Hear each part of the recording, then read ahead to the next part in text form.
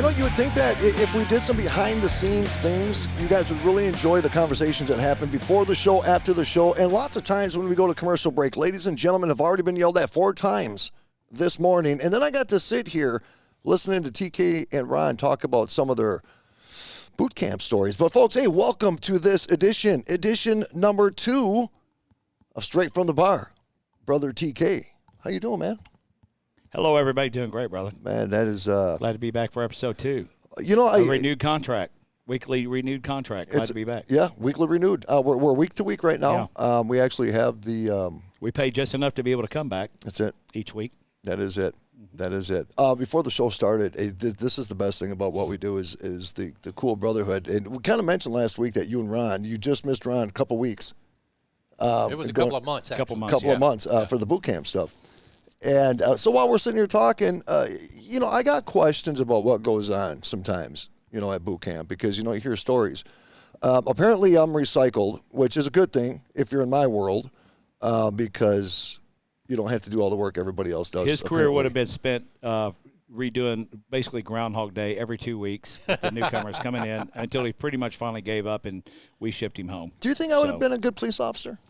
I think you'd have been a great police officer. Thank you. Phillips, do you think so? What's the hesitation? You'd been like that guy from your neighborhood dropping the cocaine on people like, oh, hey, where's this bag come from? And you're like, what? Or I'll be having the best parties on the block, All the police officers do, I can promise you that. They always got the best stuff. I could tell you stories. Wow, I'm Where not are we going at? to. Yeah, Where no. are we at? Yeah. So, what's really cool? Before we get too deep in a rabbit hole over here. No, it was a fun conversation talking about your guys' experience, and it's so interesting. For one, the responses we got last week, because we're kind of doing a soft start here. We're just kind of breaking everything in. We have the studio under construction right now, so we're at the Amber Room, which is in Fort Worth, Texas. All the information for the Amber Room is in the link of the program. Make sure you support these guys. What a phenomenal, one of my favorite places. Outstanding facility. Got a lot of responses last week, man, and man, thank you all for so much for either watching the video or downloading the podcast and all the support you've given us. But they enjoyed the little back and forth banter. But the one thing is that you talk about you and Ron just missing each other by just a couple of months, and then we talk about last week. I brought my gloves down. You, me, and Ron. And a couple other people within our circle, we actually have a pretty significant history. And when you actually start doing the math, how things ended up the way they are today is a pretty incredible story. So I just kind of figured, you know what? Why don't we just kind of, at least for this part, just kind of let people know the story, the journey, the adventure. I think that's a great idea. Well, a lot of people know who you are. And a lot of people know who I am, but a lot of people don't, and a lot of people know who Ron is. A lot of people don't know who all three of us are together, or how we even got together, or how did this collaboration come together? These three crazy guys, Well, for me, it was just pretty much all my sexiness. I mean, that's about all I have to offer. Let me tell you what. One Saturday night in the local Fort Worth PD prison jail, and you meet some interesting people, and by the time you get out, you're like, "Hey, let's all do a podcast." So here we are. Here we are, baby. Baby. Here we are. I was telling Ron on the way here, not to go off subject. I was watching that 60 Days In or whatever that's called. Yeah. That's what you said it was. I couldn't sleep. They have this thing. Tell everybody what that is. It's 60 Days In where you volunteer. Do you think you could do it? No. You volunteer I've to go said in no way I'd do that. For 60 days. And, I don't know if you're supposed to, be undercover or just kind of, Yep. So there's this thing in court, in local jails. This is not prison. Super important that you point this out. This is a local jail, and they have this thing called court, where you get the dominant inmate. And the dominant inmate, he decides who goes to court and what your punishment is. So whether they all kick the crap out of you or if they're going to beat you with the towel or whatever it is. I couldn't sleep last night. I felt like somebody was, it's like, go ahead, call me to court. Try to tell me I'm going to go. You get up and start cleaning your browser and defragging your your your phone. You have to go into his cell block, and then he determines your beating. And it's like, right. No, that ain't how my world works. No, you know what? Yeah, I'll go to court, but I'm the judge, Yeah, you're in a different world. I couldn't sleep. I was angry. Yeah. I had to call Ron. Ron had to counsel me a little bit. Yeah, basics are not too far from that. That's what I'm saying. It's what I'm worried about. It's not too far from that. Did you guys have your own little rules? A little bit. Yeah, a little bit. A little bit. Really? Yeah, like we definitely policed our own, because as Ron would tell you as a drill instructor, they a lot of the times they would leave it up to squad leaders to say, hey, this guy's a problem for all of us. Because if one guy was a problem, it was a problem for everybody. And it was everybody's obligation to help that individual get caught up with everybody and get in tune, or we have to figure out something else. Well, because one person is dragging everybody else down. You know, when it comes to training, it's a teamwork thing, right? Mm-hmm. One person drags everybody else down, so it slows the training. You have to train them, and it slows the training. If you got one person that can't get on the same page, it actually delays everybody else's training. And we're on a pretty tight schedule. Correct. When you're in basic. Yeah. You are on a very tight schedule to get everything in during those. I think it's 8 weeks or 10 weeks. Well, it was 6 weeks when we were doing it, but it was weekends and holidays didn't count, so it was 30 training days. Yeah. I think it's 8 to 10 weeks now. Okay, so. yeah. So when you have a problem person, though, you know, like when you think about the Marines, I mean, their philosophy is to break you down and build you up. It's the same in the Air So Force. when you got that one guy, you know, you kind of want to slap a little bit, you know, causing a bunch of problems, making you guys have to cut potatoes or whatever you guys had to do for punishment, right?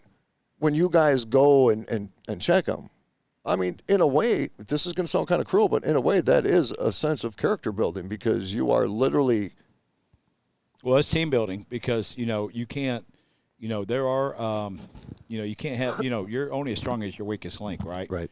Yep. And if your weak link is throwing, you know, I mean, how many guys do we have come in a squadron for basic? There were on a flight? Yeah, on a flight. Yeah, 50 to 60. Okay, so, yeah, you got 50, 60 guys in there. And, you know, there's usually more than one. And it usually takes about 2 weeks before they're really weeded out and they go back to the new ones coming in. And the thing is when they first get to basic training, they're called rainbows. Everybody's wearing different clothes. I don't want to be called a rainbow. Yeah, we're rainbows. The training instructor comes out and meets them on the first night, and it's usually overnight. Yeah. He can tell immediately which ones are the dipshits. Really? Oh, yeah. please. Oh, yeah. Well, you're one of them. I was one of what? You could tell who the dipshits were. Oh, absolutely. Read them like a book, dude. What? Yep. You ought to hear what he says behind your back. He does. I know. He says it to my face. That is that too. Yeah, TK, actually. stop it. That too, actually. Damn it. All right, so, you know, how do we want to present this? Because well, I think, you know, again, a lot of the things, comments we were getting from people in the, what do you call it, messenger on social media, and people were sending messages like, hey, Meatball, I know who you are. We love TK. We love but what's their backgrounds? Or vice versa, like TK, you know, what's the deal with you and Rocky? You know, and, you know, because it seems like we've been together a long, long time, like forever. But it's really only been about, 5 years? 5 years. That's kind of a long time. Well, again, most of that you were in Minnesota. So a lot of times we were together. We never even spoke.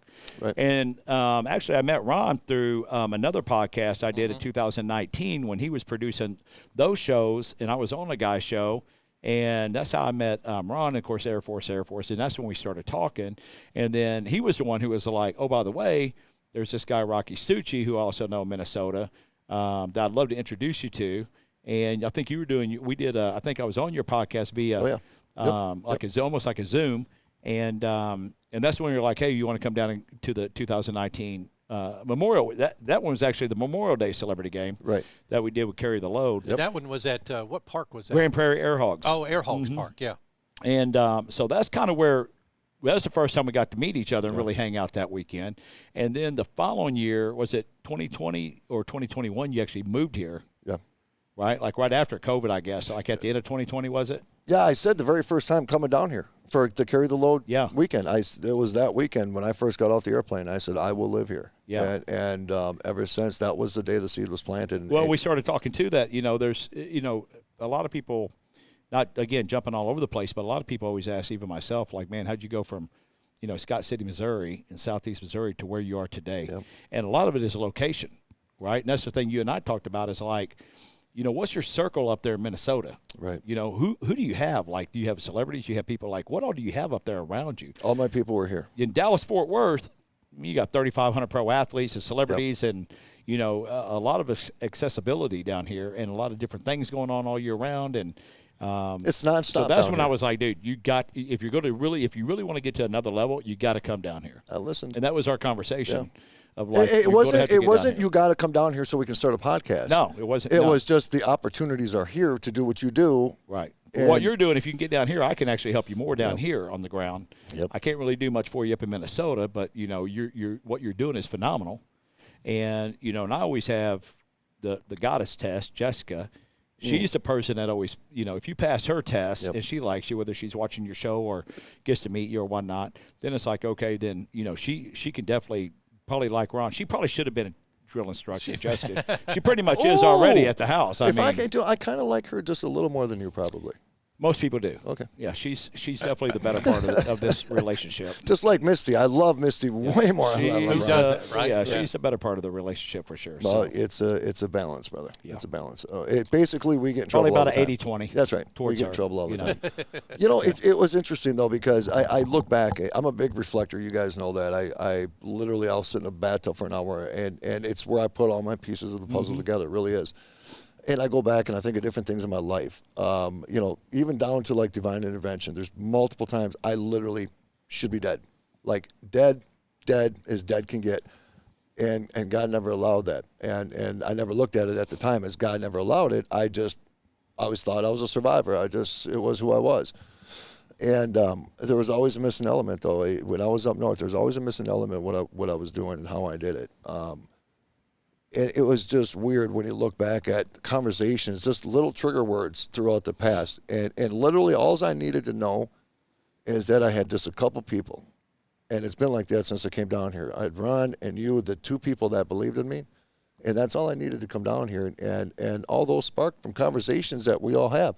I met Ron through a mutual friend because I was a guy who had a goal, a desire, a passion, a drive, but I didn't know how to get it out there.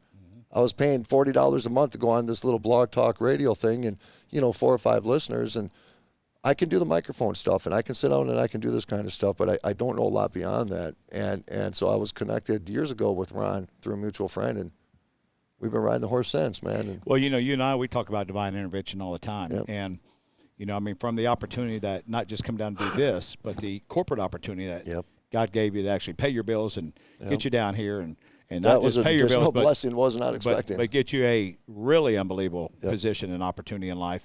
And that's the kind of thing, like when you just kind of give in and you kind of go, well, just really like more to me as a gut feeling where God's just tugging on me where you're going, okay, I'm going for it. It don't make sense to me right now. And I've left corporate jobs where I've had making big money and just be like, I'm out of here because something's telling me like, we're going this direction now. And between my mom telling me like you're nuts when I was single, going I can't believe you're quitting this job. You're like, no offense, you're an idiot. To even Jessica a couple of times going, babe, like this don't make any sense to me. And I'm like, don't make a lot of sense to me right now. But this is where I'm being pulled to. Yep. And sometimes you get your rear end kicked, but then by taking that leap of faith, it brings you back up, right? And kind of like I put today. The post I did today, there are no blessings without testings. Right. Yeah, So, a lot of people too, they have this misconception because, we do some pretty wild things, right? And meaning that to a lot of people would be considered risky. right. There's this misconception that we live this fearless life, right? And I want to let people know that there is a big part of me that rolls around in that fear. That has to dissect my thoughts and process through that fear. Just because people end up going to different levels and they do what seems to be fearless, the misconception is they're fearless. No, they're not fearless. It's the fear that allows them to be smarter and make the right moves, right?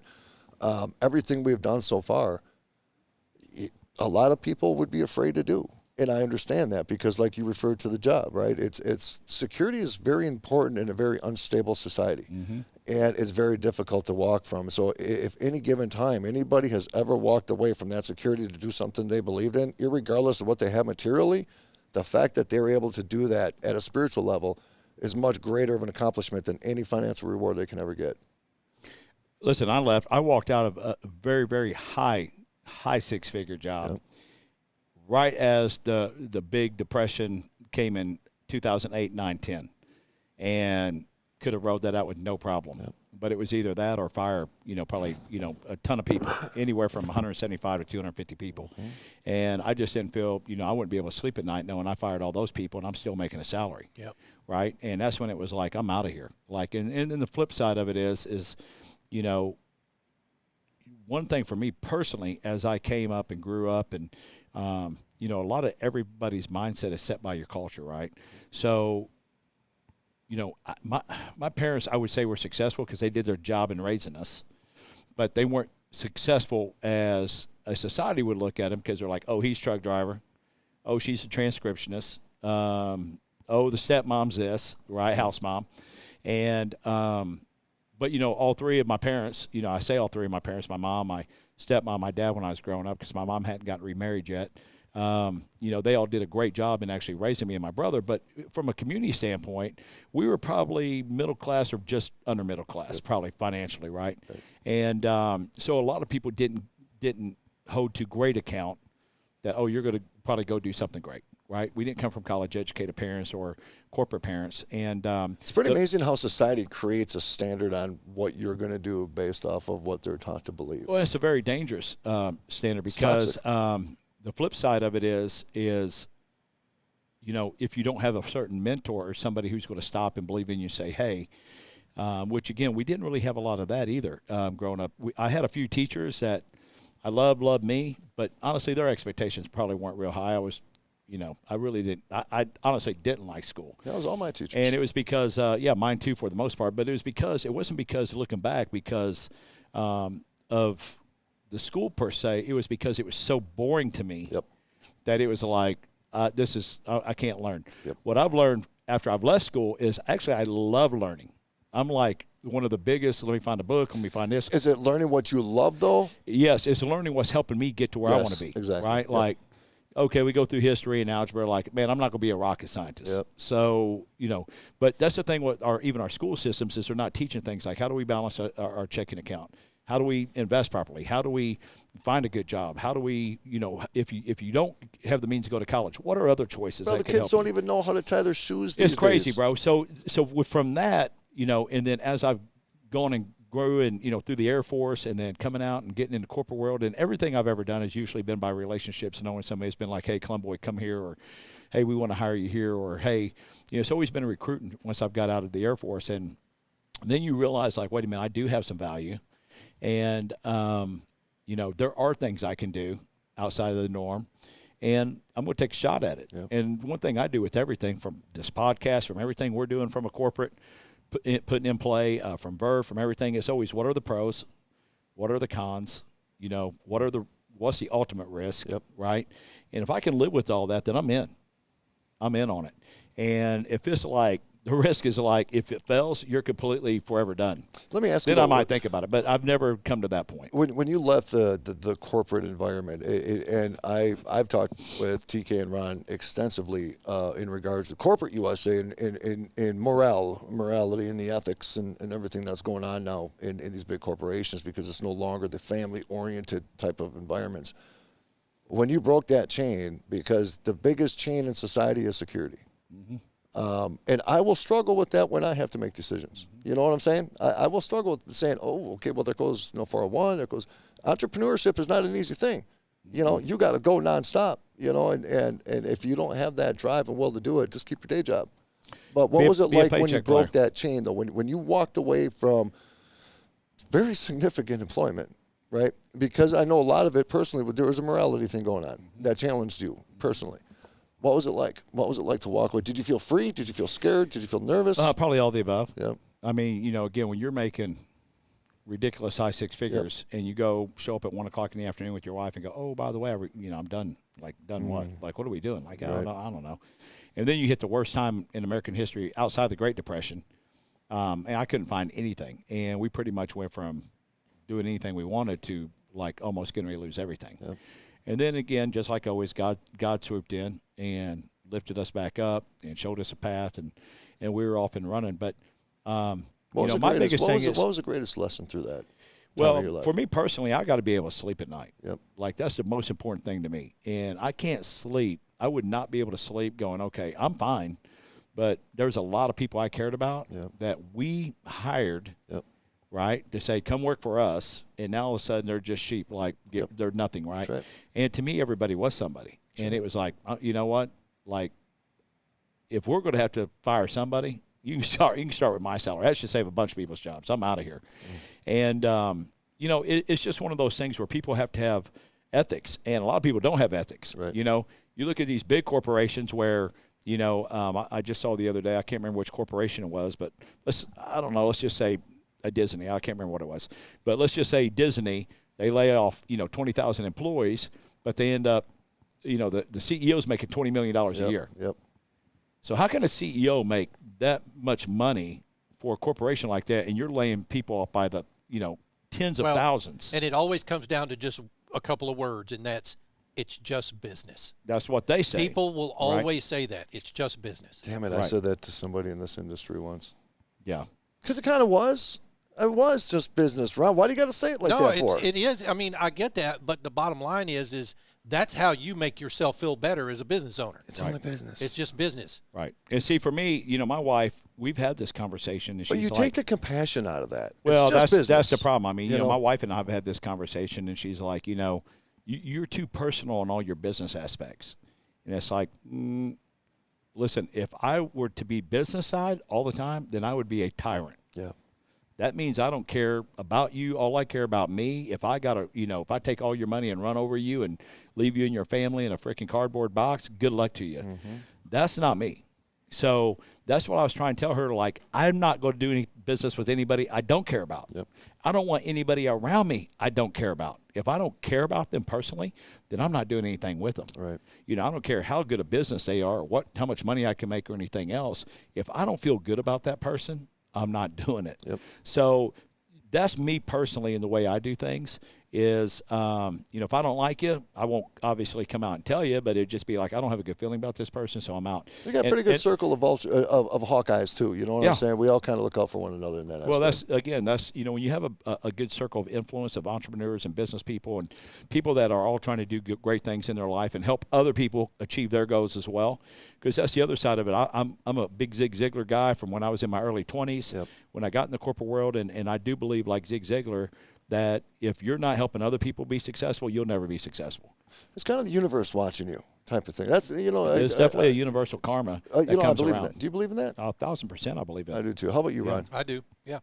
I always be careful what I say just because of karma. Like, my buddy posted a video of him slipping, and I asked him, I'm like, can I make a video? He says, he goes, I sent it to you. I knew what I was getting into, But then all of a sudden I posted the video, and then I go outside with my boots on, and I'm like, okay, was the universe watching when I made this video? Because all of a sudden there's a little slippity-slidey outside. Yeah, I hope your ring's on. Yep. So, yeah, karma is a very real thing. Let me ask you, TK. So you made the transition, and you guys definitely went through some struggles. Mm-hmm.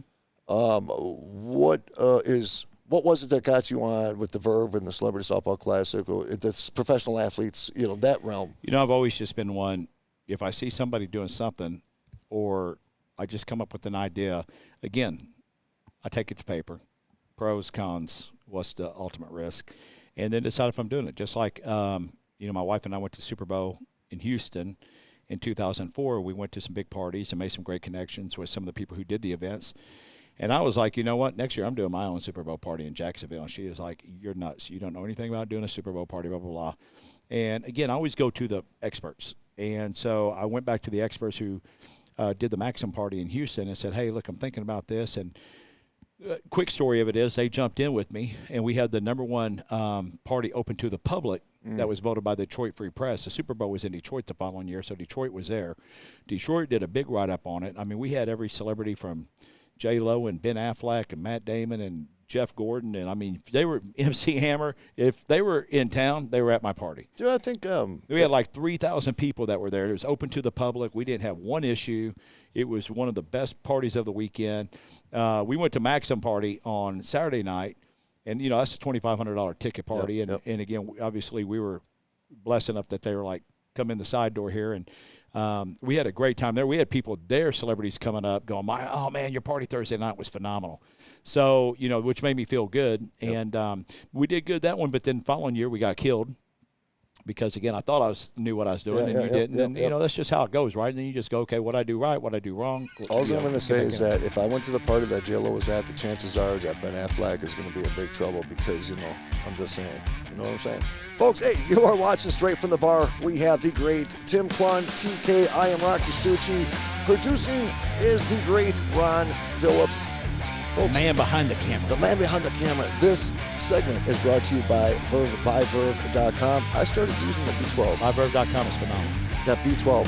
If you're looking energy. Dude, I'm telling you, if you're looking to get through that work, Go to buyverb.com and get the beach off. Just get the whole pack with all the with everything. All of our product lines are under the Buyverb. And of course, visit the website at battlescarspodcast.com. Battlescarspodcast.com. Visit the website. All the information's right there. All the podcasts, all the videos, everything you need to know. We're going to go catch our breath when we come back.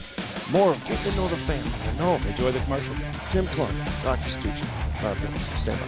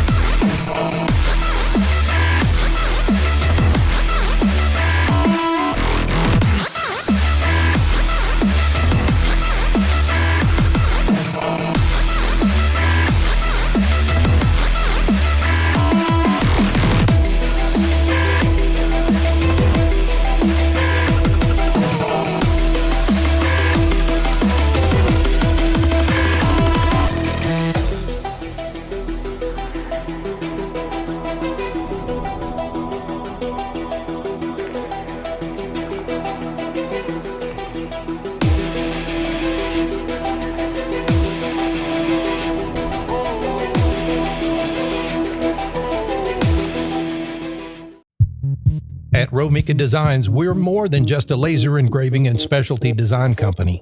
Much more. I'm Ron Phillips, co-owner of Romika Designs, and if you can dream it, we can probably make it. We can custom laser cut and engrave on nearly all material. Great for one-of-a-kind gifts, home decor, business and specialty items, or personalized and logoed designs created just for you or your company. Allow us to become your go-to gift and specialty project partner. Romika Designs can help make your ideas a reality. We're ready to help you design and create that special gift for any occasion or engrave your personal or business logo on just about any product. View our designs at romikadesigns.com or simply email us with your ideas. We specialize in custom design and we'd be honored to have the opportunity to discuss it with you. Call us at 817-400-4040, email info@romikadesigns.com, or visit us on the web at romikadesigns.com.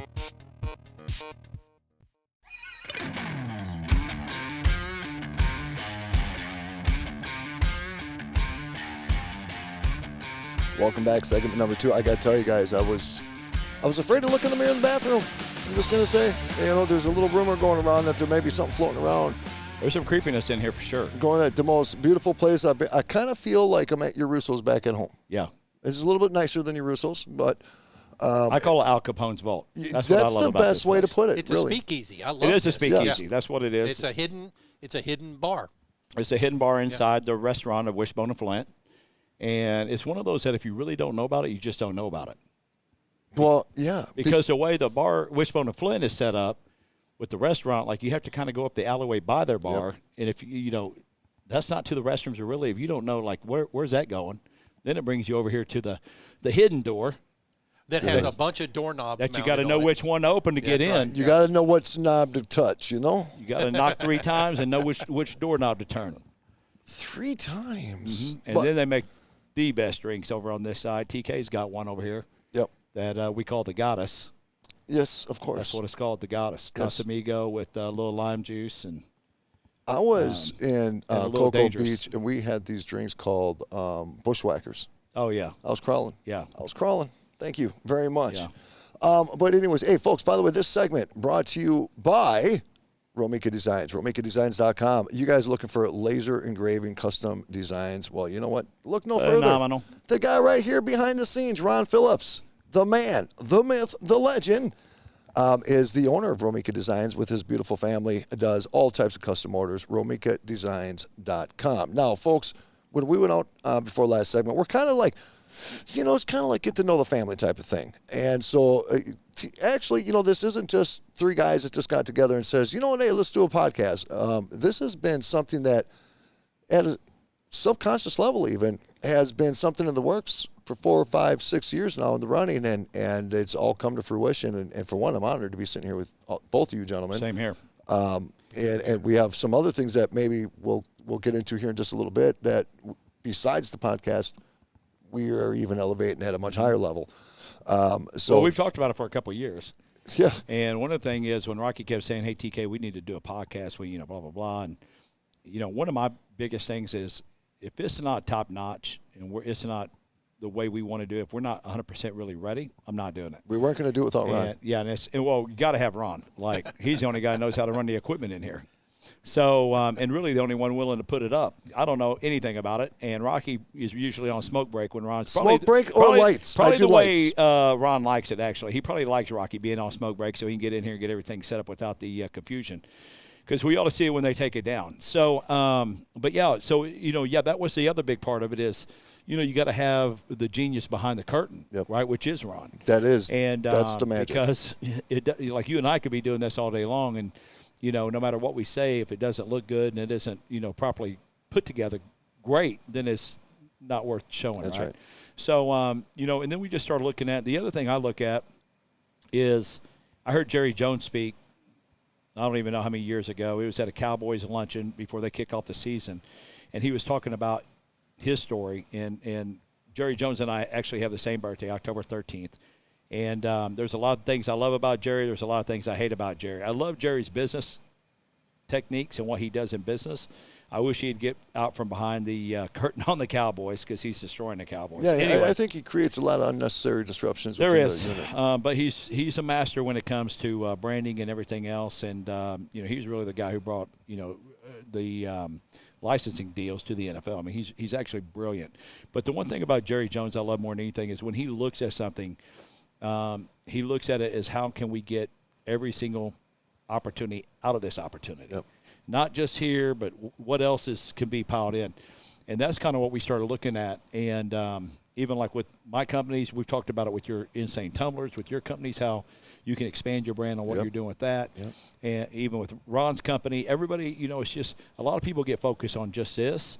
And it's like, man, there's a step 2 or step 3. There's so many levels that you can, actually put into this program and what you're doing that can actually help. And so when we put companies together, that's the one thing I look at. So we do have a lot of exciting things, and it's literally taken us almost 2 years just to get to this point, just to say, Always starts with an idea. Always starts with an idea. When you talk about battle scars, because I know there's a lot of things we do off the cameras, off the microphones. A lot of it is volunteer time, things that we find true passions within our hearts. And through the process of us wanting to give back to the communities in the way that we do, there had to be something in life, like with me, there's a whole story behind why I show up to Miracle League and break down in tears. What is the drive?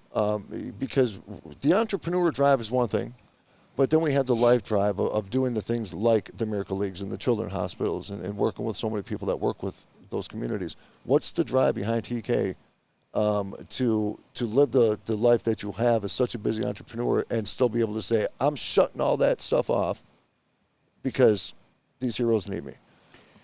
Well, first of all, I actually need those heroes. Yes, sir. That's really what it is for me personally. A lot of times is, Amen. I get so caught up in doing a bajillion things, it seems like. I mean, every single night of the week we could be at something, Jessica and I. Yep. And, getting to spend time with Miracle League with those little kids, for roughly 3 to 4 hours on a Saturday morning, it's the opportunity for me to actually, decompartmentalize or whatever. Yep. It's a good chance for me just to relax and then just enjoy life. It's just grounding. And just enjoy God's blessings, really. I mean, those kids, when you see them out there, and like you've said before, they're just there to get that home run in. And you think about it, they only get 2 times around the bases. Yep. They're only batting twice. And it's everything, right, in one game. And just to get to see the innocence and the humbleness and, just the pure spirits of just what I really feel like is, God's total creation of, when you see a Downs kid that just all they want to do is hug you, hold your hand, hang on you, they just love you. And then he got the Richie Riches that, He'll do the same thing, but he'll also do a dance for you and show you his, girlfriend of the week, whatever newspaper he tore out of. That's right. Or, Lingerie magazine. And okay, they're always good laughs. I mean, he is 45. He's my man right there. He's my man, Richie Rich. So, but, I mean, those are the things that, and then big He's brothers, big 45? sisters. Yeah, he's 45. The little guy is. Damn. Dallas kids, they age well. Yeah, you Yeah, they think? age well. Okay. Yeah. So I was like maybe 16. yeah, no, he's 45. Yeah. So, Oh, and his dad was Air Force too. His dad's actually retired Air Force. So, his dad passed away a couple years ago during COVID. And, but that's the other side of it. You get an opportunity to become really close to the. I mean, you become their family, extended family as well, and vice versa. And, but I just really feel like God has put a servitude in everybody, and I just feel like if all you're doing every day is just working and you don't have time for anything else, you're wasting it. Right, and the one thing I probably enjoy more than anything is just working with young kids and young, management teams and your even corporate level people on just how to get better, especially younger guys. Because I go back to my high school all the time, especially during football season, and talk to the football players and try to let them know, like, hey, when I was here, here's what I thought my value was, but it was really here. That's right. I just didn't have anybody telling me that I'm of more value.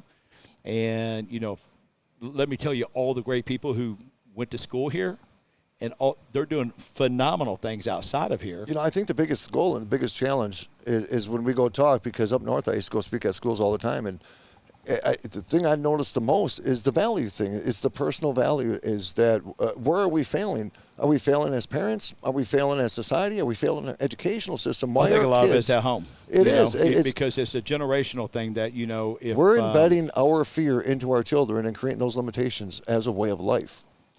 Well, it depends. Most people are doing, if your dad does this job or your mom does this job, you're going to have a tendency when you graduate high school that you're probably going to go that way. If your mom and dad's college educated, chances are you're probably going to go to college. So, like Jessica, I think she's about, honestly, 3.5 years into college. She never graduated because she was doing her modeling and stuff and then became a mom. But I think I'd be a good model. I was, you're out. And but the thing is with our kids, that's the one thing we instilled in them is like, hey, you got to have a college education nowadays.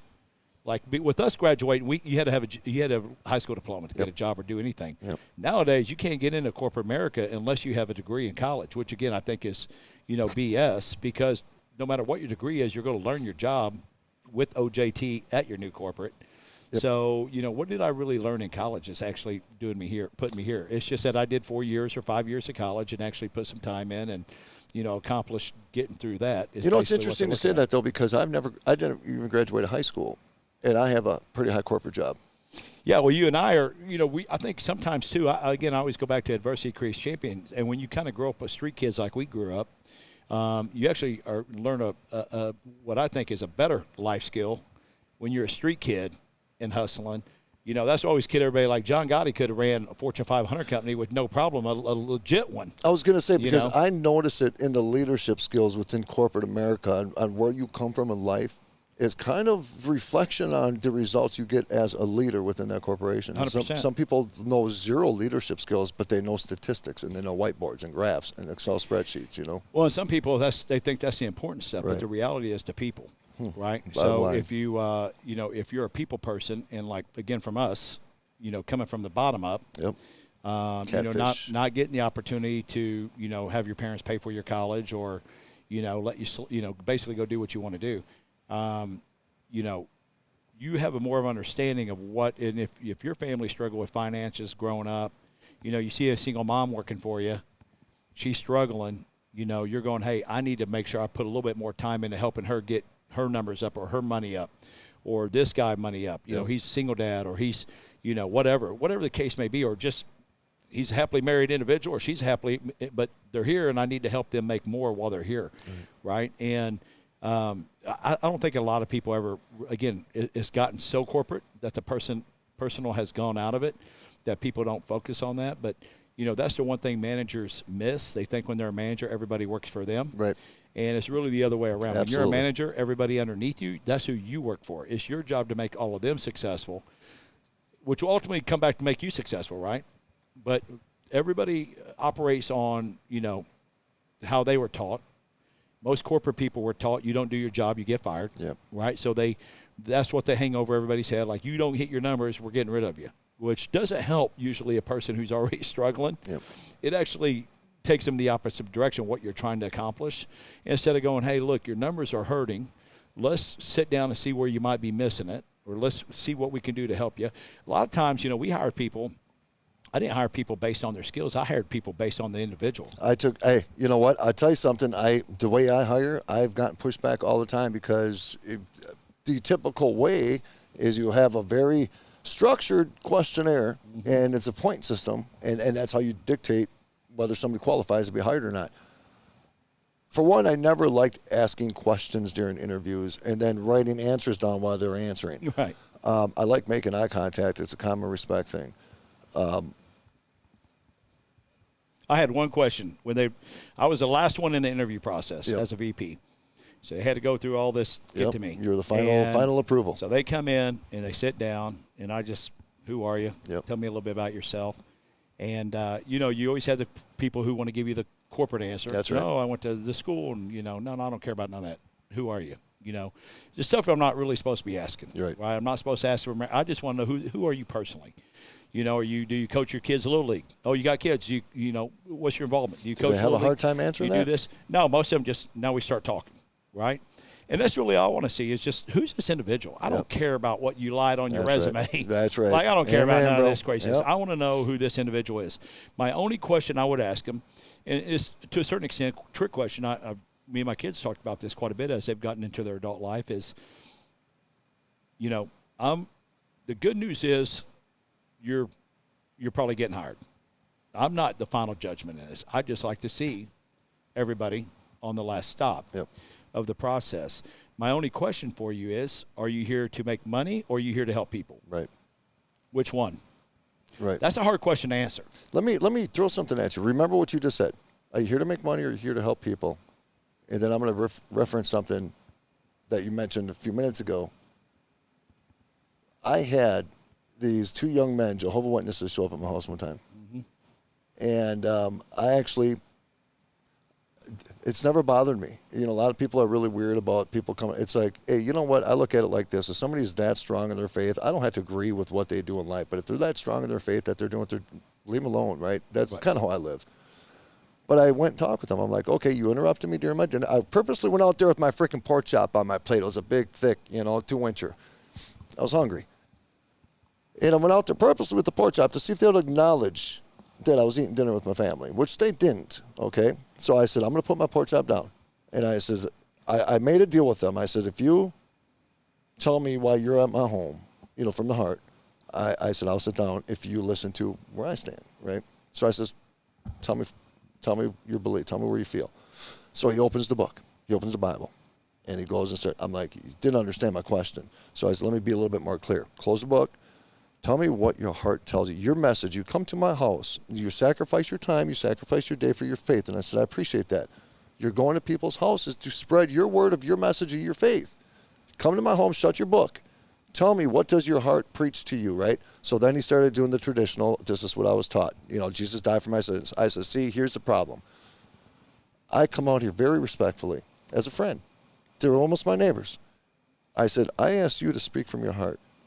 But the only thing you could do was open your book. And I said, I appreciate the fact that you sacrifice your time, and you do it during even winter time, that you believe in your faith so much that you go to people's homes to try to sell your faith. But you sure as hell better know your faith before you try to sell it. Right. Because if you can't speak from what's in your heart, then I don't need to hear what's in your book. Well, and that's where it is, right? So you'd have your accomplished sales guys come in, right? Usually the guys that wouldn't stay on the program, that are just going to do what they think they know what to do. Yep. And so they're always like, oh, I'm here to make money, because you would think that's what your boss wants to hear, right? And then you get the single mom, or the young corporate guy just getting into corporate, maybe out of college or something, like, I just want to help people. Yep.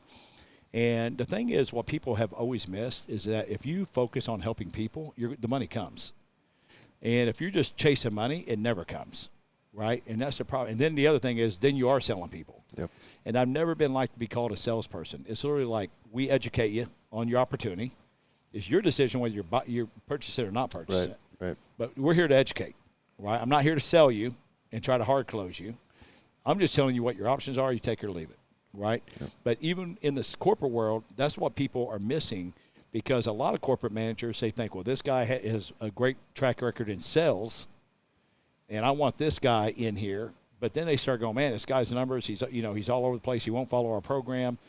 And the other thing is, like, if I can teach this individual, just stay right here to help people. If you just stay here and just focus on helping people, you're going to make a lot of money. Yep. If you're over here and you just think you're going to shotgun this and just get down to here without going through all this to try to hurry and get to the next person, you're not going to make any money. And then I'm going to have to fire you. And that's the other thing I let everybody know. The good news is you're hired. That's the good news. The even better news is I don't fire anybody. And they all look at me, oh, you're going to fire yourself. Pretty much. All you have to do is come in and do Pretty this. much. That's right. And you'll be fine. Yep. If you don't do that, then unfortunately you're going to come back in here. I'm going to let you know you just fired yourself. And, and I don't want to have to be that guy for you and your family. So, but as far as a corporation, as far as this company, we've done our part now for you. Yep. We don't owe you anything. We're giving you an opportunity to come in here and do your job and make money. That's our contract. It's funny you say that because I Right? always tell my employees, I'm like, I don't need to enforce policy because you guys are your own worst enemies anyways. Right. Well, and this, again, I just like to be upfront with everybody Yeah. and make sure they understand. Like, Right. this company owes you nothing. We just gave it to you. You're hired. The rest really depends on you and what That's you're right. going to do with this opportunity. And that's the other thing that used to bother me when you got 250 sales individuals. I would always tell everybody, like, how do these guys over here making these high six figures have the same cubicle, same computer, same chair, same phone, same training that the other 80% of y'all have? These 20% are making high figures. The rest of you are down here somewhere. what's missing? Some of you are down here. Yep. Like, you should probably have your resume updated. Yep. Like, I don't understand it, why we have such a difference in performers. And a lot of people just come in and they get comfortable, like, if they've never made more than 50,000, then they're going to be, let me get to 50 and I'm good. Right? The high performers, if they're not used to making 200,000, or if they're used to making, they're not going to take anything less. Yep. And it kind of goes back to something I was taught a long time ago, because I was very fortunate to have companies that would send me to these sales seminars. Yep. Like, not as much sales seminars, just learning centers. And I still got the book from 95 that I took this course, Sandler Sales Training. And in the book, it talks about goal setting and different things like that. But one of the things in there said, if a $20,000 a year janitor lost his job, what would be the next level of job he would look for? Oh. Right? If this corporate executive was making $150,000 and lost his job, what would be the next job he would be looking for? If this corporate CEO from Exxon's making $5 million a year, what would he be looking for next if he had to go find a job? Is there an answer there? Well, the reality is the janitor would probably go look for $20,000. That's what he makes. Go find what they're This guy's accustomed. going to go make the $150 again. This guy's going to be not selling for anything less than $5 million. He already knows his value, right? I don't know. Me and Ron, we already got 9-figure income dialed in our brains in the next year. That's all. Good point. That's a good point. that's it. That's a good point. That's why I tell Jessica. She's like, "What's our end goal?" And I was like, "All of it."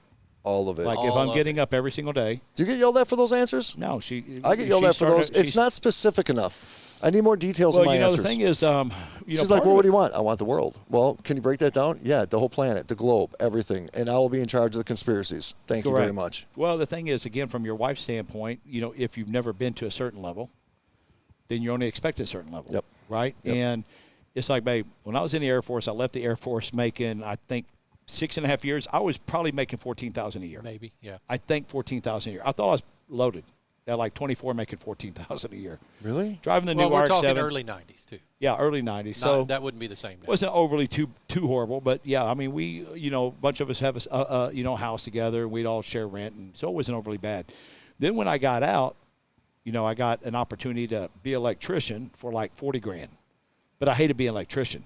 So I went to school. So I was like, I'm out of here. I'm going to go again play Yep. college football with my little brother. Yep. Then a friend of mine came and said, "Hey, Clumboy, you got an opportunity to come sell trailers. Here's what you can make." And he was making like $80,000-$90,000 a year. Game on. And I was like, to me, that was Donald Trump money. So Yep. that's when I was like, oh, forget college. I'm coming here. And then you start making 80, 90. Then you're like, now my goal is at 150. Oh, Yep. now I'm at 150. Now my goal is at 200. Now I'm at 200. Now I want 350. Now I'm at 350. And what I've learned over those years is This is what actually dictates my value. That's right. Up here and right here, right? If I'm still just a person thinking I'm only a value of $30,000 a year, I promise you that's what I'm making. You'll always be that. Yep. But if I'm a billionaire, I'm a walking billionaire right now. My bank account just hasn't caught up to it yet. Well, when you talk about value, a lot of people, when they get into, let's just use business, this regular retail type of business, when we talk about values or creating a product or an entity, we always lower our value because we feel like we need to compete with everybody else lowering their values to be marketable or to be able to sell our products. But what I've learned over the years is, one, patience is a virtue, and holding a standard creates a value, and there is a huge market of people out there that want that value. They don't want 100%. bottom dollar. They don't want people doing just enough. They want people putting the time in, putting the value to the product, and putting the time and effort into it, Correct. So, especially when it's, especially with what you and Ron are doing where it's customized. yeah. Right? That takes more time than a mass production. Yep. Right? So, people don't understand that for me to do 100 insane tumblers like you did for the celebrity softball game, Yep. that's actually going to take more of my time doing these individual than it would 1,000 of these tumblers that I'm doing for this company. Right? Same thing with Ron with the coins and everything else he's doing. Like I can do X of these for you, but the lower you do, obviously the cost is going to go up because I'm doing less. It actually takes more time doing these than it is ordering more of them, and people just don't always understand that. And that's the other thing people don't understand is because we've gotten to such a pricing, country that's always like, well, I just want the lowest price. And it's like, great, go get the lowest price, but that's also what your ROI is going to be. Yep. Right? Don't complain when it don't work for you, especially like CBD world that I'm in. Right? People want the $300 bottles for $40. They're used to going to the gas station and buying rotten freaking toilet water with the CBD. You know what I'm saying? And then not understanding like, oh, CBD didn't work for me. Well, where'd you get it at? I got it at a kiosk in a mall. Well, then you didn't really get the good stuff. Right? So it's always an education process too. It's always holding your value. There's jobs that I literally have left because it's like your values aren't on my values anymore. And I'm not going to be held hostage because of this paycheck. That I'm going to sell out my ethics and my values. Like I care about these people in here. We hired them. It's our job to make sure that they succeed. And if you're telling me we got to get rid of all of them, then I failed at my job. Yep. So let's just start with me. I'm out of here, right? And again, that's we talked about it earlier, being independent contractor or entrepreneur, and I've been independent on my own for 14 years now, and it's been an absolute blast. It's been an absolute rear end kicking. No, just like with it's been Phillips. Absolute everything. There's times I'll get a hold of him 8 o'clock at night. Hey, brother, what are you doing? Out in the workshop. Money never sleeps, baby. Never when you got a job to do, you do it. Money never sleeps. Yep. That's it never a damn sleeps. fact right there. Yeah. It never sleeps. So when you got a job to do as an entrepreneur, you got to do it. Or guess what? You're not getting paid. So that's why I talk about in life. You have paycheck players that I'm just thankful this company's giving me 2 weeks off a year. Yeah. And I'm just going to show up every day, Fred Flintstone my clock, Fred Flintstone on the way out, and go enjoy my weekend. I don't feel that in my soul. I don't feel like that's the way life was set up to be personally for me. For me personally, I know a lot of people, that's perfect for them. And I have a lot of friends that have done that their whole life, been a factory worker their whole life. And I tell them, to me, you're very successful. What do you mean? Dude, you've been at the same place for 30 years. Right. You've fed your family. You've clothed your family. You put your family through college. You've done everything you're supposed to do as a dad. To me, that's a success. How do we gauge? I was just going to ask that. How do we gauge this? How do we gauge the level of happiness? Okay, so you mentioned a factory worker, and factory workers $40,000, $60,000, $80,000 a year. All their bills are paid. Kids went to school. They got a decent car. Nothing fancy, but they're good. Then you have somebody who had absolutely nothing, has gone through life and fought like hell multiple times, fell multiple times, got back up, and figured out a way and became super successful. And then you're leaving the other one out, like me in the corporate world. Yep. Making high six figures. But guess what? I'm 14-hour days. My son's got a ball game tonight. Well, I hope I make it. So how do we define the happiness though? Well, my thing is, I don't care if you make $10,000, $30,000, $1 million, $10 million. I don't care what you make per year. I think where you have to do, as long as you have a good quality of life, your bills are paid, you're happy, you're able to enjoy your family, you're able to have some free time to enjoy your life too, to me, you're a success. It doesn't matter how much the money is. Right. For me personally, I'm a greedy individual. My time is valuable, so when I wake up in the morning, I want the most out of my time. Amen, brother. You know, so, you know, I know what that value clock is on my time. Yep. So when I'm up, I do it. And I'm not doing it to outdo anybody else. I'm always in competition with myself. Yep. So, like, I was texting somebody this morning, and We got about 1 minute left. yeah, we were texting somebody this morning. They're like, I responded because he texted me last night. So I texted him at 5 a.m. when I got up before I did my workout. And he texts back around 7:30 like, man, you were up early. I'm like, You're always don't up tell me early. you're just getting up. Right. Like, it's 7:30, bro. I know I can call you at 5. Yeah, I'm up at 5. Doing like, Pilates. I'm getting my workout in. I'm getting my Pilates in. Doing Pilates. Thank you, Studio 369. I'm Yes. going with you one time to do Pilates, not to do Pilates, but I just want to videotape and make a cool video. If you he know? comes, I promise you we're going to be videotaping that one. Oh, no. For sure. You know what? Hey, Ron, all three of us, we're going to go have our toenails done in the freaking salon. I'm not sure about that. We have to. I'm going to tell you right now. Real quick, we got any time left? Yeah, go Ron? ahead. 1 minute. Yep. Okay, 1 minute. So Jessica one day was like, hey, I took her to go get her nails done. I said, I'll sit out here. And she's like, babe, why don't you come in here and get a pedicure? And I'm like, babe, this is not happening. Come on. I was like, she's like, you know, they'll give you champagne while you're in here. Oh. And I'm like, you know what? I'm in. Let's go do this.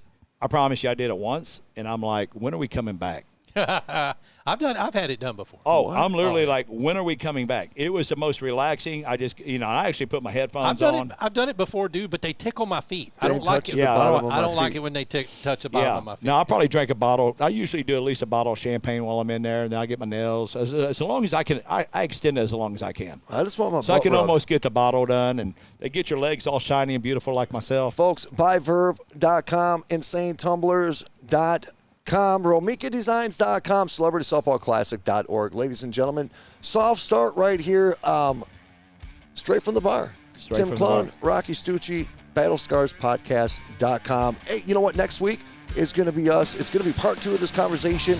And we're going to be let's break down some Super Bowl stuff. It's Super Bowl weekend, so we're going to be talking Super Bowl stuff for Super Bowl Sports weekend. So again, battlescarspodcast.com. Keep an eye on all of that because we got some next level stuff happening right now, folks. So on behalf of Tim Clun, I am Rocky Stucci.